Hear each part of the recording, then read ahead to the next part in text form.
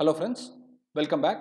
In this session, we will understand clearly what max pooling, average pooling and sum pooling with respect to convolutional neural networks is all about. In the previous session, we had a clear understanding about zero padding and we in fact had a detailed example as in how zero padding works. So this session will talk clearly about the uses of max pooling, how max pooling is better than average pooling and sum pooling. All these details will be conveyed very clearly with some simple examples that we are going to see in near future.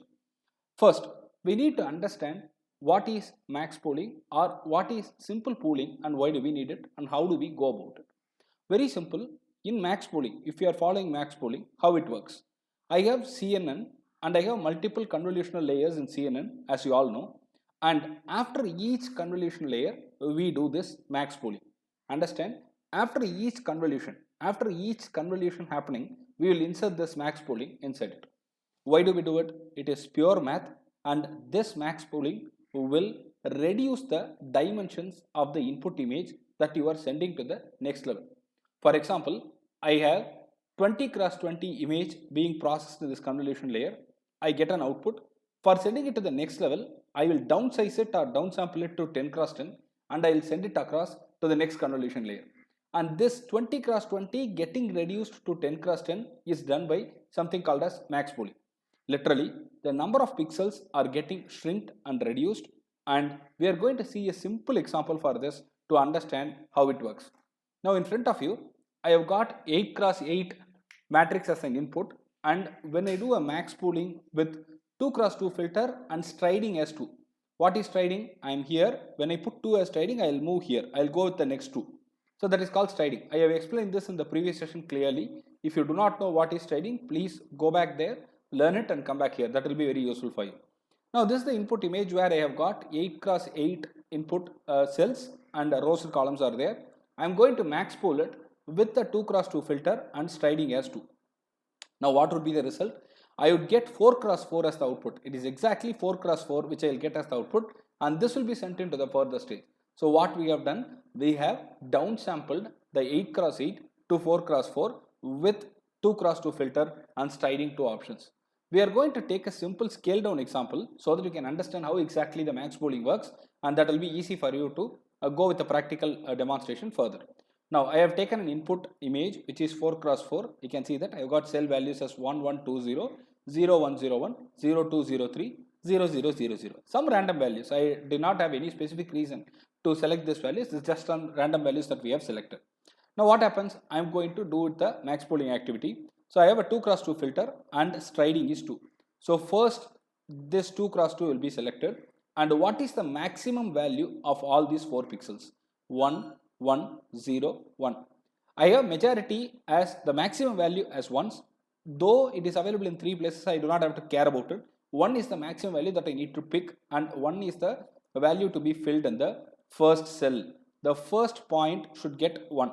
Now I need to slide to the next based on the striding value. So where do I stride? I will come here right now and 2001 which is the maximum value of the four values here. 2 is the maximum value. So I will put 2 here and since I have got edge here, I cannot move any further to the right hand side. So I will have to come here in the step 3. So now what do? We go to the step 3. 0, 2, 0, 0.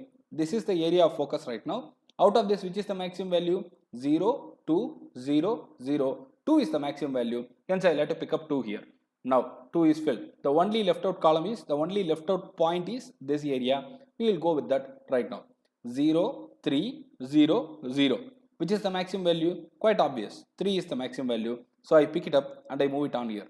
So, 1, 2, 2, 3 is the reduced input image which we had. 4 cross 4 has been reduced as 2 cross 2 here and I have edge here. So, I cannot move any further and stronger pixels are all retained. Understand, all the stronger pixel values, the maximum values are seen as stronger values and they are retained and the lower values are ignored. Remember this point, this is a very important aspect of it. Now, the input dimension is 4 cross 4. It is reduced to 2 cross 2. So, we have reduced the resolution. So, what will happen? What is the advantage of it? The major advantage of it is this reduces the computational load. How lesser the number of pixels to handle, easier the computation. That's very simple to understand, right? I got 200 pixels to handle. I need more computation power and time. I have only 10 pixels to handle. I need less computation power and time. So that's what I'm doing right now. And this also reduces overfitting. We have the risk of overfitting otherwise, and we have reduced that right now through max pooling. And if you do not know what is overfitting, please go to my first session where I have taught you what is overfitting, what is underfitting, what is apt fitting. All these have been clearly taught in the first session. Now, what are the other pooling techniques that we follow? Second one is average pooling. Third one is sum pooling. What is average pooling? In the first one, what did we do? In the max pooling, we took the maximum of values in the taken area or the focused area. Now what are we going to do? We are going to take the average of the focused area values. For example, if we are going with average pooling, we will now take average of these four. We will now take average of these four. Instead of taking the maximum value, when we go the average values being calculated, we call it as average pooling. But this is not preferred generally because people feel that, and results have also shown that this fails to detect the sharp edges and complex features. This is okay with straight lines and all, but this is not good and fit enough for understanding and detecting the sharp edges. So average pooling is not preferred over max pooling. Max pooling is preferred as the best technique. Next one, sum pooling. What is sum pooling?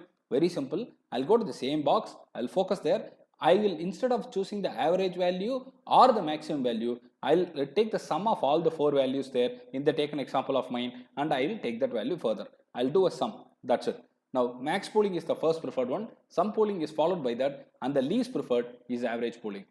In the next session, we will go much more deeper into CNN, which is followed by a implementation using a program, and we will code for it. I hope you like the sessions, and if you like the content on the channel, please subscribe to it and refer it to your friends as well.